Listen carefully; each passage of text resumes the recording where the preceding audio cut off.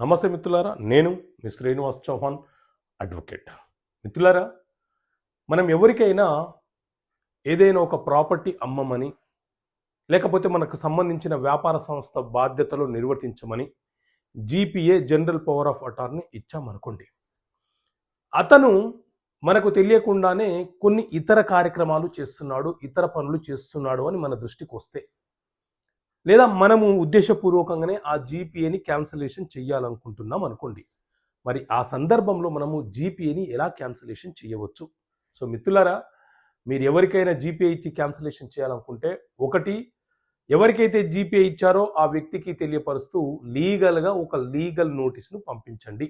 నేను మీకు ఇచ్చినటువంటి జీపీఏని క్యాన్సిలేషన్ చేస్తున్నాను with effect from so and so date నుంచి మీకు ఆ హక్కులు, బాధ్యతలు, విధులు అనేవి ఉండవు అని ఒక లీగల్ నోటీస్ పంపించండి.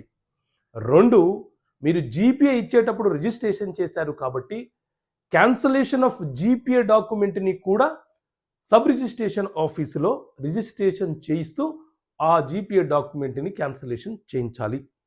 3, ఎవరికైతే మీరు జీపీఏ ఇచ్చారో ఆ జీపీఏ డాక్యుమెంట్ను మీరు క్యాన్సలేషన్ చేస్తున్నట్లు పేపర్ ప్రకటన ఇవ్వాలి. ఎందుకంటే అతని దృష్టికి వచ్చిన తర్వాత కూడా ఏదైనా ఒక ఇల్లీగల్ ట్రాన్సాక్షన్ చేస్తే ప్రమాదం కావచ్చు కాబట్టి. ఓకే మిత్రులారా, థ్యాంక్ యూ. జై హింద్.